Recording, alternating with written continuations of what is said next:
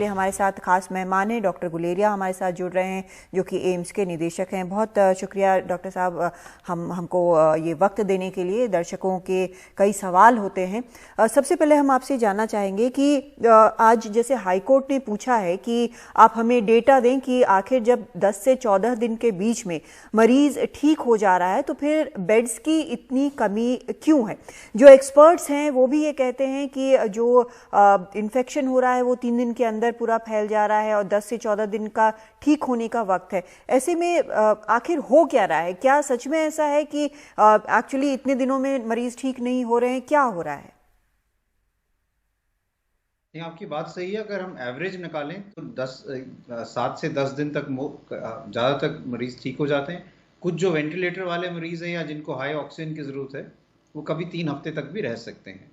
लेकिन हमें ये समझना चाहिए कि 2 चीज़ें हुई हैं। एक तो ये है कि केसेस जो हैं हमारे वो एकदम बड़े हैं। हमारी एक स्थिति थी जब हमारे केसेस 10-15 हज़ार ही थे, अब हम 3.5 लाख तक पहुंच गए हैं। केसेस एक बड़े हैं और साथ साथ रेट ऑफ राइज जो हम कहते हैं, अगर ये केसेस आस्ता आस्ता बड़े होते कि हर 2-3 हफ्ते में आस्ता आस्ता बड़े होते तो हमारा हेल्थ केयर सिस्टम इनको मैनेज कर पाता और बेड्स की कमी नहीं होती। लेकिन अगर ये जो रेट ऑफ राइज है कि उनकी जो तीव्र गति से जो बड़े हैं, अगर हम पिछला वाला स्पाइक का कर्व देखें तो वो तो आस्ता आस्ता कर्व बढ़ा था। अगर हम इस वाले स्पाइक का कर्व देखें तो बिल्कुल वर्टिकल है, जैसे एक रॉकेट की तरह ऊपर बढ़ा है। तो वो जब केसेस इतने कम समय में इतने ज्यादा बढ़े तो अगर हमारे पास बेड्स हैं और हम शुरू वाले दिन ही सारे भर जाते हैं तो 8-10 दिन तक तो वो ब्लॉक हो गए। और हर रोज अगर इतने ही और पेशेंट्स आते रहें और उनमें कमी नहीं होगी तो हमें बेड्स की शॉर्टेज तो जरूर होगी। इसलिए जैसे जैसे हमारी डिमांड बढ़ रही है हमें बेड्स और कोविड के लिए करने पड़ेंगे। एक चीज और हुई थी, जब ये केसेस जब ये स्पाइक शुरू हुआ था तो हमारे केसेस शुरू में बहुत कम थे। तो कई लोगों ने ये सोचा कि अब कोविड जो है जब अगर आएगा भी तो इतना ज़्यादा नहीं केसेस आएंगे, तो नॉन कोविड जो काम था, चाहे रूटीन सर्जरीज हो या और जो सर्जरीज हो, वो भी शुरू हो गई थी।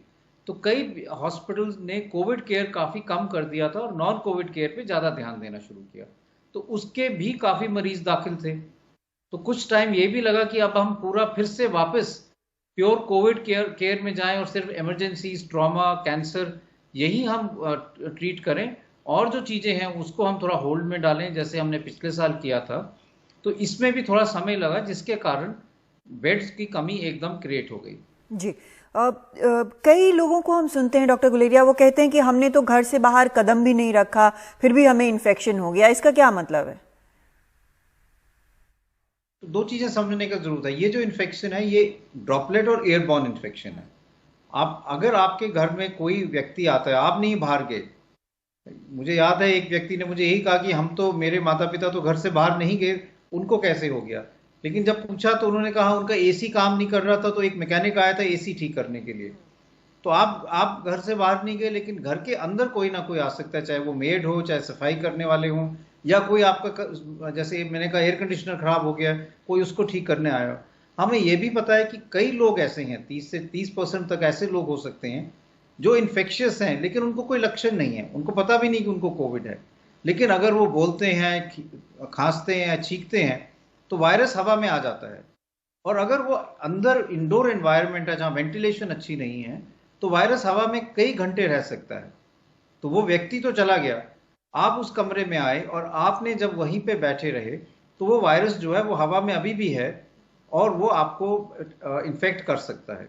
इसलिए हम यही कहते हैं कि अगर आप अंदर हैं तो वेंटिलेशन अच्छी रखें, खिड़कियां खोल के रखें, ये क्रॉस वेंटिलेशन अच्छी हो, जिससे अगर वहां पे वायरस के पार्टिकल्स भी हों तो वो हवा से बाहर चले जाएं और आपके कमरे में ना रहें, और इसलिए एयर एक्सचेंज करना बहुत अच्छा रहेगा। जी।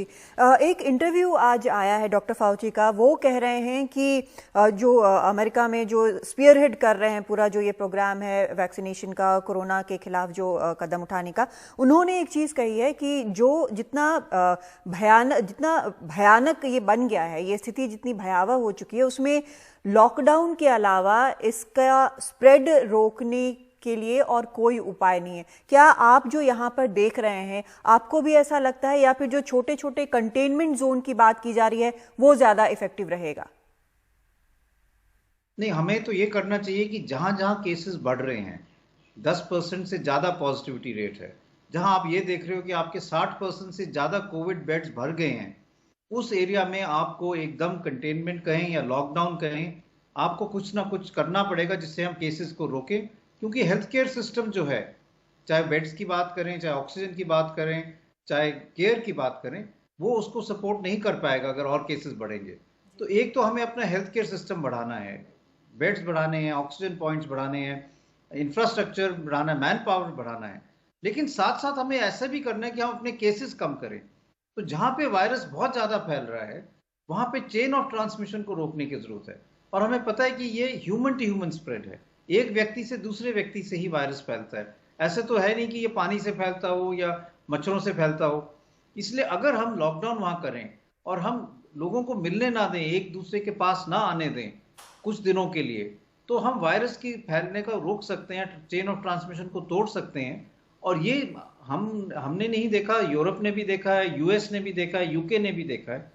यूके ने तो कई महीने अपने यहाँ लॉकडाउन रखा है और उसी के साथ उनके केसेस कम हुए हैं। तो इसलिए हमें भी ऐसी स्ट्रैटेजी बनानी पड़ेगी कि जहां जहां हमारे केसेस ज्यादा हैं, वहां पे हमें कंटेनमेंट कहें या लॉकडाउन कहें, उस एरिया में एग्रेसिव लॉकडाउन करना पड़ेगा, जैसे हमने लास्ट ईयर किया था। और जब हम लॉकडाउन की बात करते हैं तो एग्रेसिवली कम से कम 2 हफ्ते के लिए होना चाहिए। नाइट कर्फ्यू या नाइट लॉकडाउन या वीकेंड लॉकडाउन से इतना फर्क नहीं पड़ेगा। जी, वैसे हम कुछ स्टेट्स में जैसे महाराष्ट्र में देख रहे हैं कि पहले थोड़ा सा कम होता है, लेकिन लॉकडाउन के बावजूद फिर भी मामले बढ़ जाते हैं। लेकिन एक ये भी है कि पॉजिटिविटी रेट जो है वो काफ़ी नीचे आई है। तो इसको किस तरह से हम देखें?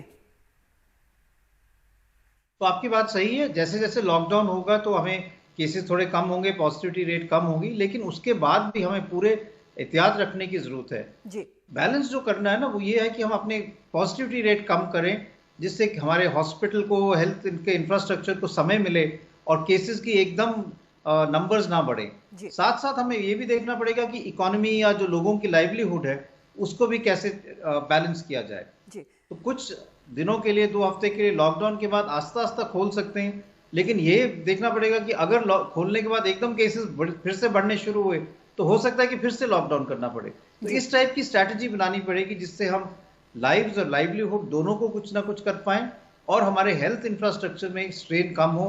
क्योंकि अगर केसेस कम होंगे तो उनकी मैनेजमेंट भी अच्छी होगी, ऑक्सीजन की रिक्वायरमेंट भी पूरी मिल पाएगी। और जब हमारे सिचुएशन बेटर होगी तो हम आस्ता आस्ता उसको अनलॉक कर सकते हैं। सर, एक तरीका ये भी बताया जा रहा है, भले ही लॉन्ग टर्म है, कि वैक्सीनेशन जो है वो ज़्यादा से ज़्यादा हो। वैक्सीनेशन आज से 18 साल से ज़्यादा उम्र वालों की भी शुरू हो चुकी है। हालांकि कई स्टेट्स कह रहे हैं कि फ़िलहाल उनके पास वैक्सीन नहीं है। लेकिन एक सवाल इसमें बार बार आ रहा है, कई लोग ये पूछ रहे हैं सोशल मीडिया पे कि उसमें ब्लड क्लॉटिंग का उनको डर लगता है। कोई डिल्मर टेस्ट जो है वो पहले करवाना होगा, किस तरह के और टेस्ट, या कौन सी दवाई रोकनी है, कौन सी शुरू करनी है, इसके लिए आपकी क्या एडवाइस होगी? पहली चीज तो ये समझना जरूरी है कि जो वैक्सीन है वो बिल्कुल सेफ हैं। हमारे कंट्री में जो वैक्सीन हैं उनके जो डेटाबेस है, जो जो हम कहते हैं एडवर्स इफेक्ट फॉलोइंग इम्यूनाइजेशन, जो मॉनिटर कर रही है गवर्नमेंट या जो बाहर के देश में भी जहाँ ये वैक्सीन यूज हुई हैं, जो एस्ट्राजेनेका की हैं, उसमें डेटा बहुत रॉबस्ट है और सेफ है। दूसरा ये कि कई लोगों को लगता है कि भाई ब्लड थिनर्स हमें बंद करने की जरूरत है या नहीं। डेटा ये क्लियरली कहता है कि इससे वैक्सीन जो हम दे रहे हैं वो तो एक डेड वायरस है या वायरस का एक टुकड़ा है, तो वैक्सीन से आपको कोविड नहीं हो सकता। वैक्सीन सिर्फ आपके बॉडी में जाके एंटीबॉडीज बनाएंगी। हम जो कहते हैं ब्लड थिनर्स, वो यही इसलिए लोगों को डर है कि जहां टीका लग रहा है वहां पे, क्योंकि आप खून पतले करने की दवाई ले रहे हो, तो वहां पे कहीं क्लॉटिंग या वहां पे कोई हीमाटोमा ना बन जाए, वहां पे ब्लड इकट्ठा ना हो जाए। लेकिन अगर आप दवाई ले रहे हैं जो एंटी प्लेटलेट्स हैं, जैसे एस्पिरिन की गोली ले रहे हैं या क्लोपिडोग्रिल की गोली ले रहे हैं, उसमें कोई कॉन्ट्राइंडिकेशन नहीं, आप आगे आके वैक्सीन जरूर लगाएं। क्योंकि अगर आप ये दवाई ले रहे हैं इसका मतलब आपको कोई हार्ट की प्रॉब्लम है और आप हाई रिस्क ग्रुप में आते हैं, तो आपको तो वैक्सीन वैसे ही लगानी चाहिए, क्योंकि आपको सिवियर कोविड होने के चांसेस ज़्यादा हैं। तो अगर आप ब्लड थिनर्स ले रहे हैं तो आप घबराएं नहीं, आप अपने डॉक्टर से संपर्क करें और ज़रूर वैक्सीन लगाएं।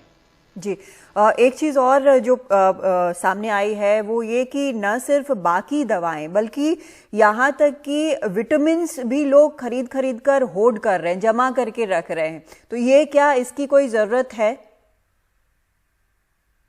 बिल्कुल जरूरत नहीं है। दो तीन चीजें मैं ये कहूंगा कि अगर हम अपने देश में नहीं बाहर के देशों में देखें तो बिना कोई इलाज के, सिर्फ मामूली इलाज के, बुखार के इलाज के लिए पैरासीटामोल की गोली, जुकाम नज़ले के इलाज के लिए सिर्फ एलर्जी, एंटी एलर्जिक या भाप लेना या गरारे करने, इसी से ही 80 से 85% लोग ठीक हो जाते हैं। तो इसलिए ये धारणा कि अगर मैं विटामिन सी लूंगा या ये लेंगे तो इससे मेरे को बीमारी नहीं होगी, ये धारणा ठीक नहीं है। लोग अपनी इम्यूनिटी के लिए कई चीज़ें करते हैं लेकिन ये एसेंशियल नहीं है। आपको अपना कोविड अप्रोप्रिएट बिहेवियर ठीक रखना चाहिए। अगर कोविड अगर हो भी जाए तो जो नॉर्मल प्रैक्टिसेस हैं बुखार के लिए वही फॉलो करनी चाहिए, ज़्यादातर उसी से आप ठीक हो जाएंगे। अगर आप का कोविड थोड़ा सीरियस होता है तो फिर आपको डॉक्टर से के साथ संपर्क करके अपनी दवाई शुरू करनी पड़ेगी या एडमिशन की जरूरत पड़ सकती है। लेकिन मेजॉरिटी ऑफ पेशेंट्स में माइल्ड इलनेस है जो सेल्फ लिमिटिंग है और अपने आप ठीक हो जाती है। जी, बहुत शुक्रिया आपका डॉक्टर गुलेरिया, इन अहम सवालों का जवाब देने के लिए, अपना वक्त हमें देने के लिए बहुत शुक्रिया आपका। और जैसा डॉक्टर गुलेरिया कह रहे हैं कि एहतियात बरतना सबसे ज़्यादा ज़रूरी है। कोविड अप्रोप्रिएट बिहेवियर यानी कि एहतियात, मास्क लगाएं, लोगों से दूरी बरतें और वेंटिलेशन अपने घर में सही रखें। कई चीज़ें जो हैं इससे मैनेज हो जाएंगी और अधिकतर जो मामले होते हैं वो माइल्ड मामले होते हैं संक्रमण के, तो इसलिए अगर आप ध्यान रखेंगे तो वो भी नहीं होगा, ये बेहद ज़रूरी है। दवाओं को जमा करके मत रखिए, होर्डिंग मत करिए, बेहद ये भी ज़रूरी है। और वैक्सीन जब भी आपको मिले आप ज़रूर लगवाएं क्योंकि ये आपकी ज़िंदगी बचाएगा।